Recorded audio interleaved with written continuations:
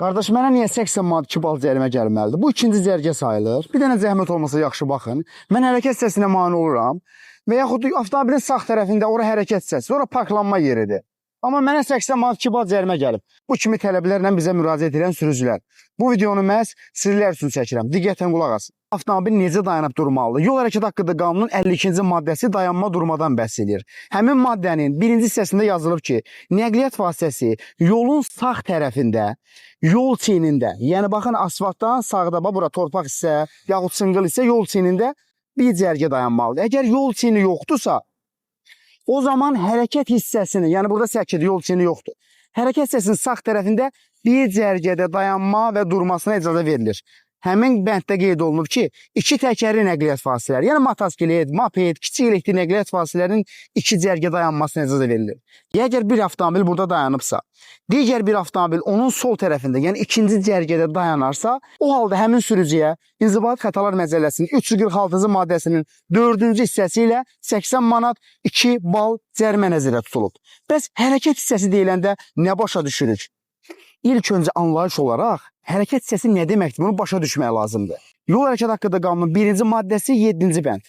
Hərəkət hissəsi yolun nəqliyyat vasitələrinin hərəkəti üçün nəzərdə tutulmuş hissəsidir. Məsələn, asfalt örtük desək, bunu tam yaxşı başa düşə bilərik ki, sırf asfalt örtük hərəkət hissəsidir. Hərəkət hissəsinin genişlənmiş hissəsi də ola bilər. Baxın, mənim də hal-hazırda yaxınlaşdığım yer hərəkət hissəsinin genişlənmiş hissəsidir.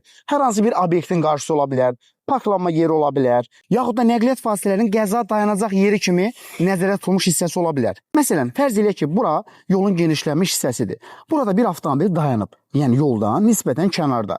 Əgər hər hansı bir nəqliyyat vasitəsi onun arxasında dayansa, o ikinci cərgədə dayanmış olur. Və bəzən bu sürücüləri çaşdırır. Məsələn, bu avtomobil burada dayanıb yol çiynində. Əgər hər hansı bir nəqliyyat vasitəsi gəlib onun sol tərəfində dayansa, yəni baxın, orada dayansa, həmin nəqliyyat vasitəsi ikinci cərgədə dayanmış hesab olunmur. Çünki bura hərəkət hissəsi deyil. Çünki bu avtomobil hərəkət hissəsində dayanmıyor. Həmin nəqliyyat vasitəsinə 80 manat 2 bal cərimə yox. Ona 20 manat cərimə yazılacaq ki, o 52-ci maddənin birinci hissəsinin tələbini pozub. Yəni 346-cı maddənin birinci bəndi ilə ona cərimə yazılacaq. Çünki o nəqliyyat vasitəsi yol çiynində dayanmalı idi. Əgər bu avtomobil hərəkət hissəsində dayanmış olsaydı, o halda digər sürücüyə 80 manat 2 cərimə balı yazılmalı idi. Ən çox sürücülərə gələn cərimə budur. Deməli, bura yolun hərəkət hissəsinin genişlənmiş hissəsində yaradılan parklanma yeridir. Baxın, fərz elə ki, orada 2 dənə avtomobil dayanıb bucaq altında. Hər hansı bir başqa bir nəqliyyat vasitəsi gəlib, baxın, bunların arxasında dayansa, düşünsə ki, mən hərəkət hissəsinə mane olmuram, yəni ikinci cərgədə dayanmamışam, o halda həmin sürücü 80 manat 2 bal cərimələnir. Və həmin sürücü də etiraz edir ki, mən ikinci cərgədə dayanmamışam. Sağ tərəfdə yolun genişlənmiş hissəsində parklanma yeri yaradılıb. Mən ikinci cərgədə dayanmamışam. Yəni həmin sürücü hesab edir ki, ancaq mən baxın belə bir yerdə ikinci cərgədə gedib dayansam, yəni burada bir avtomobil dayanıb, mən gedib onun solunda dayansam, buna görə mənə cərimə gələ bilər. Bu həmin hala şamil edilməməlidir. Amma əslində bura hərəkət hissəsidir. Amma parklanma yeri yaradıblar. Buranın hərəkət hissəsi olduğunu necə sübut edə bilərik? Baxın, 53-cü maddənin 4-cü hissəsində yazılıb ki, nəqliyyat vasitəsi yolun sağ tərəfində paralel şəkildə parklanmalıdır. Deyir, hərəkət hissəsinin eni, yəni genişliyi nəzərə alınmaqla hərəkət hissəsində bucaq altında dayanmasına nişanlama xəttləri ilə icazə verilə bilər. Yəni, baxın, 1.1 nişanlama xətti ilə hərəkət hissəsinin qırağına perpendikulyar, yəni düz bucaq altında parklanma yeri yaradıblar. Bəzən bu iti bucaq altında da ola bilər, daha çox avtomobil yerləşsin, daha da avtomobil giriş-çıxış rahat olsun. O halda həmin yer, yəni baxın, bura hərəkət hissəsi sayılır. Və biz bu hərəkət hissəsinin sol tərəfində, yəni bu avtomobilin arxasında dayanırıqsa, bu ikinci cərgə hesab olunur. Amma ikinci cərgə hesab olunmur hansı halda? Digər avtomobil yol çiynində dayanıbsa, sən hərəkət hissəsində dayanıbsansa, sən yenə qaydanı pozursan, amma 20 manatlıq qayda pozuntusudur bu, 80 manatlıq yox. Çünki yol çiyni hərəkət hissəsi hesab olunmur. Deməli, bəzən yazırlar ki, mən avtomobildən düşməmişəm. Mühərriki söndürməmişəm, 2 dəqiqəlik dayanmışam, söz soruşmuşam, nə bilim, arxaya verib parklanma yerinin boşalmağını gözləmişəm 30 saniyəlik.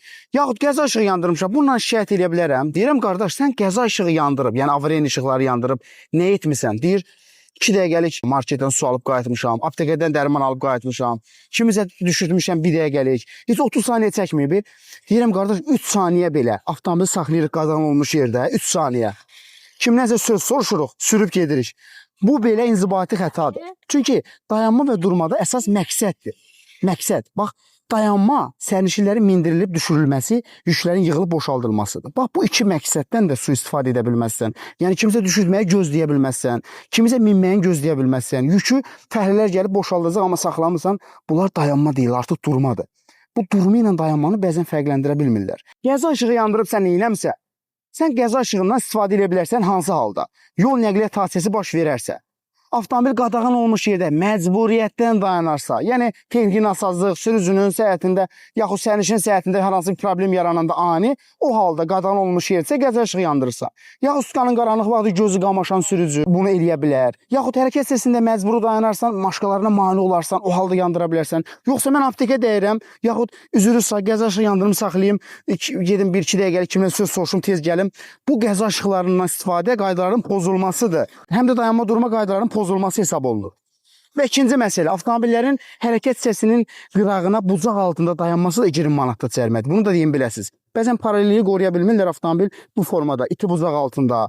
Yəni, bucaq altında saxlayır da səkiyə, bucaq altında. Bu da qayda pozuntusudur. 20 manatda cərimədir. Çünki 52-ci maddədə yazılıb ki, səkiyə nisbətən paralel şəkildə dayanmalıyıq. Yəni, bucaq altında yox. Bucaq altında ancaq nişanlama xəttləri ilə biz dayana bilərik, dura bilərik. Yəni, nişanlama xəttləri varsa, yaxud da yol nişanları ilə göstəriş varsa, yəni o əlavə lövhəciklərlə, o halda biz bucaq altında saxlaya bilərik. Bəzən sual verirlər ki, müəllim, o qaydalara, cərimələrə baxdığınız mobil tətbiq hansıdır? Bu mənim mobil tətbiqimdir. Android istifadəçilər üçün əl çatandır. Sürücülük kursu, çempionlar yazıb yükləyə bilərsiniz. Çox üstün, yaxşı bir mobil tətbiqdir. Və ikinci məsələ də bizim nəzəri sürücülük dərslərimiz başlayır. Baxın, bu qaydaları detallı şəkildə öyrənmək istəyirsinizsə, mənim nəzəri dərslərimə qoşula bilərsiniz. Mən nəzəri dərslərdə nələri tədris edirəm? Yol nişanları, nişanlama xəttləri, manevrlər, dönərkən hansı zolaqdan dönmək lazımdır, harda dayanmaq olmaz, kimlərə yol verməliyik, yaxud yolda bizim hansı vəzifələrimiz var, hansı hüquqlarımız var. Yəni, bunları detallı şəkildə öyrənməliyik və biz qaydaları pozmamaq üçün bunları bilməliyik.